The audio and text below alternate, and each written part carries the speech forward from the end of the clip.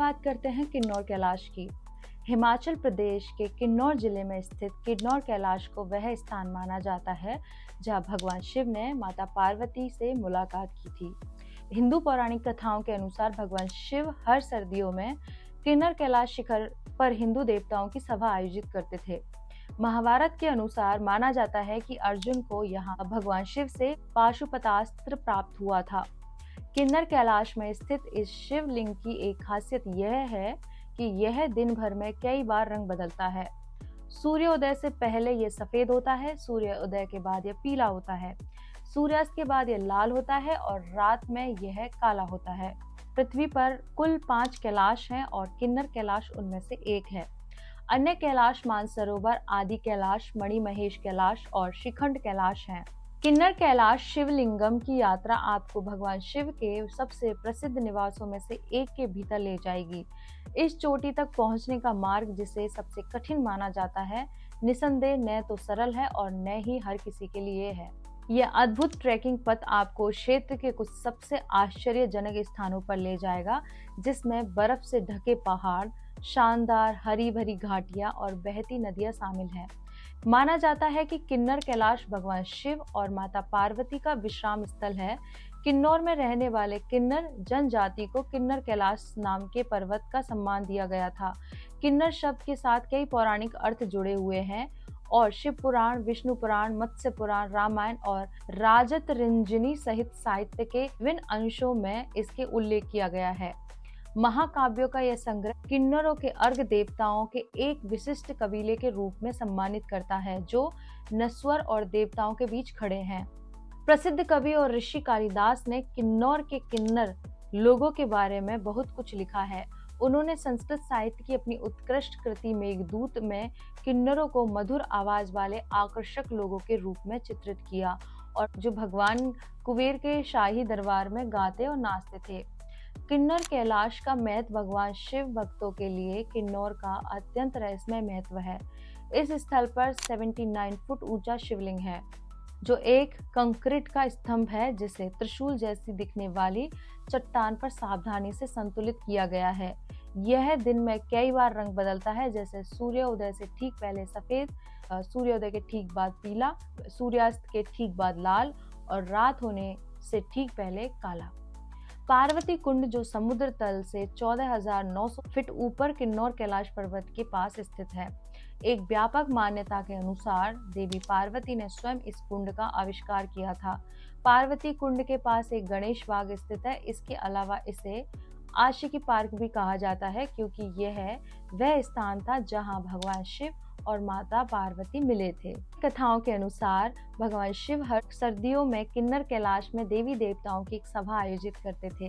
किन्नर कैलाश पर्वतमाला हिमाचल प्रदेश के किन्नौर जिले के कल्पा क्षेत्र में स्थित है, इसलिए इसे किन्नौर कैलाश कल्पा नाम दिया गया है।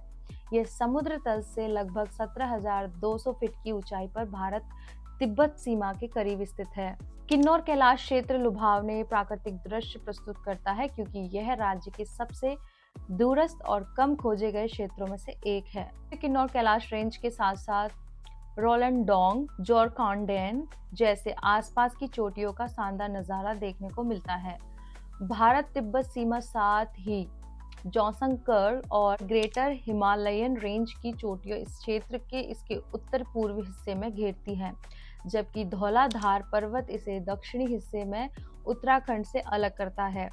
किन्नर कैलाश किस तरह से पहुंच सकते हैं? किन्नौर कैलाश शिवलिंग ट्रैक के सबसे ऊंचे स्थान पर पहुंचने के 3 अलग अलग रास्ते हैं। पहला है तांगलिंग, मालिंग खता घास के मैदान, गुफा पार्वती कुंड किन्नर कैलाश, रिब्बा गांव, बाटो कांडा घास के मैदान, पार्वती कुंड किन्नर कैलाश, पूर्वानी गांव से लेकर पूर्वानी कांडा, पार्वती कुंड एंड देन किन्नर कैलाश। तीनों रास्ते सेब के बागों और अंगूर के बागों से होकर गुजरते हैं। किन्नर कैलाश के शिवलिंग के दर्शन के लिए तांगलिंग से जाने वाला रास्ता सबसे ज्यादा पसंद किया जाता है। किन्नर कैलाश ट्रैक के बेस पॉइंट तक पहुंचने के लिए हवाई जहाज, ट्रेन और सड़क मार्ग से आसानी से पहुंचा जा सकता है। हवाई जहाज से किन्नौर कैलाश किस तरह से पहुंचे? किन्नर कैलाश के लिए सबसे नजदीकी हवाई अड्डा है चंडीगढ़ हवाई अड्डा। चंडीगढ़ पहुंचने के लिए पूरे भारत से लगातार उड़ानें उपलब्ध हैं और फिर यहां से टांगलिंग पहुंचने के लिए टैक्सी या बस ली जा सकती है। में रेल नेटवर्क नहीं है। दिल्ली और चंडीगढ़ से ट्रेन द्वारा 5 से 6 घंटे की दूरी पर स्थित कालका सबसे नजदीक स्टेशन है। इसके बाद किन्नर कैलाश ट्रैक के बेस पॉइंट पर जाने के लिए स्थानीय बसों और टैक्सियों में से कोई एक चुन सकते हैं। किन्नौर कैलाश किन्नौर जाने के लिए टैक्सी बसें सबसे बढ़िया साधन है। किन्नौर पहुंचने के लिए सबसे सुविधाजनक सड़क नेटवर्क राष्ट्रीय मार्ग 22 NH-22 है। हिमाचल प्रदेश परिवहन किन्नौर के अलग अलग इलाकों में कई बसें चलाता है। कल्पा और रिकांगपिओ पहुंचने के लिए नियमित बसें हैं। टैक्सी आसानी से उपलब्ध हैं। शिमला पहुंचने के लिए आप दिल्ली या चंडीगढ़ से टैक्सी या कैब किराए पर ले सकते हैं और फिर तांगलिंग पहुंचने के लिए स्थानीय टैक्सी किराए पर ले सकते हैं। किन्नर कैलाश में मौसम और तापमान कैसा रहता है? किन्नर कैलाश की यात्रा हर साल मई और अक्टूबर के महीनों के बीच शुरू होती है। तीर्थयात्री इन महीनों के दौरान कभी भी किन्नर कैलाश ट्रैक पर जा सकते हैं। हालांकि किन्नर कैलाश यात्रा पर जाने का सबसे अच्छे समय है मई, जून, सितंबर और अक्टूबर। अप्रैल से जून तक किन्नर कैलाश में गर्मी का मौसम होता है। तापमान 8 से 30 डिग्री सेल्सियस तक होता है। इस दौरान सुहावने मौसम का आनंद लिया जा सकता है, इसीलिए इसे किन्नौर क्षेत्र की यात्रा के लिए सबसे अच्छा समय माना जाता है। जुलाई के मध्य अगस्त तक किन्नर कैलाश में मानसून का मौसम होता है, जब इस क्षेत्र में भारी बारिश होती है, जिससे ट्रैकर्स के लिए यह थोड़ा मुश्किल हो जाता है। पीक मानसून के दौरान भूस्खलन और बादल फटना काफी आम है, इसीलिए मानसून के दौरान किन्नर कैलाश क्षेत्र की यात्रा करने से बचना उचित है। किन्नर कैलाश में मानसून के बाद अगस्त के अंत और अक्टूबर के मध्य तक किन्नर कैलाश में मानसून के बाद का मौसम होता है। इन महीनों के दौरान किन्नर कैलाश की यात्रा करना अच्छा समय है, क्योंकि इस समय प्रकृति की सुंदरता चरम पर होती है और मानसून के बाद मौसम सुहावना होता है। किन्नर कैलाश में सर्दी अक्टूबर के अंत से मार्च तक किन्नर कैलाश में सर्दी का मौसम होता है। इस दौरान तापमान 0 डिग्री सेल्सियस से नीचे चला जाता है और पूरे क्षेत्र में इस दौरान अत्यधिक बर्फबारी और कड़ाके की ठंड होती है। शून्य से नीचे के तापमान के कारण किन्नर कैलाश क्षेत्र दुर्गम हो जाता है, इसलिए सर्दियों में किन्नर कैलाश की यात्रा करना अच्छा विचार नहीं है। किन्नौर कैलाश यात्रा का आधिकारिक समय किन्नर कैलाश यात्रा स्थानीय प्राधिकारी से परामर्श करने के बाद किन्नर कैलाश यात्रा 4 से 5 सप्ताह की अवधि के लिए ही आधिकारिक तिथियों की औपचारिक घोषणा करती है। प्रशासन द्वारा स्वीकृत समय सीमा से पहले या बाद में कोई भी यात्रा में भाग नहीं ले सकता है। हालांकि किन्नौर कैलाश परिक्रमा ट्रैक का सर्किट मई से सितंबर के बीच पूरा किया जा सकता है। आमतौर पर जुलाई के तीसरे सप्ताह या अगस्त के पहले सप्ताह के दौरान होता है। पर्यटन विभाग डीसी कार्यालय किन्नौर में पंजीकृत स्थानीय टूर कंपनियों को रवाना होने से पहले किन्नर कैलाश पर जाने वाले ट्रैकर्स की सूची पास के पुलिस स्टेशन में जमा करानी होगी। किन्नर कैलाश ट्रैक के लिए कठिनाई का स्तर मध्यम है। इस यात्रा पर आश्चर्यजनक सांगला और हंगरंग घाटी से गुजरेंगे। यहाँ आप प्रकृति के सभी अप्रतिम वैभव से रूबरू हो सकते हैं। बर्फ से ढके पहाड़ों, हरे भरे सेब के बागों और मनमोहक नज़ारों के लुभावने दृश्य बस अकल्पनीय हैं। हिमाचल प्रदेश में सतलुज नदी के तट पर 7050 फीट की ऊंचाई पर स्थित तंगलिंग गांव ट्रेल से शुरुआती बिंदु के रूप में कार्य करता है। यहाँ से 2 परिवहन विकल्प उपलब्ध हैं: रोमांचकारी लेकिन खतरनाक झूला पुल, लटकता हुआ पुल और शोंग टोंग ब्रिज।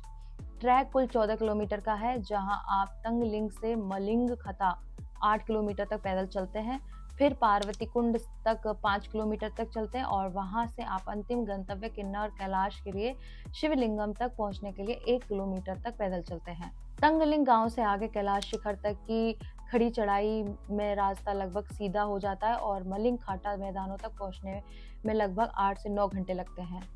शिमला तक किन्नर कैलाश के लिए 4 रात और 5 दिन का टूर पैकेज प्रदान करता है। पहले दिन तीर्थयात्री शिमला से तंगलिंग गांव तक ड्राइव करेंगे। उसके बाद दूसरे दिन तंगलिंग से गणेश बाग तक 12 किलोमीटर की चढ़ाई करेंगे। तीसरे दिन तीर्थयात्री गुफा तक पहुंचने के लिए 5 किलोमीटर की दूरी तय करेंगे। इसके बाद चौथे दिन पार्वती कुंड में डुबकी लगाएंगे और किन्नर कैलाश शिवलिंग के दर्शन करेंगे। यात्रा के अंतिम दिन तीर्थयात्री भगवान शिव के आशीर्वाद के साथ किन्नर कैलाश यात्रा समाप्त करने के लिए शिमला वापस आएंगे। इस तरह से आपको हमारी जानकारी अच्छी लगी हो तो प्लीज कमेंट करें, शेयर करें और मेरे साथ बोले ओम नमः पार्वती पताये हर हर महादेव शिव शंभो।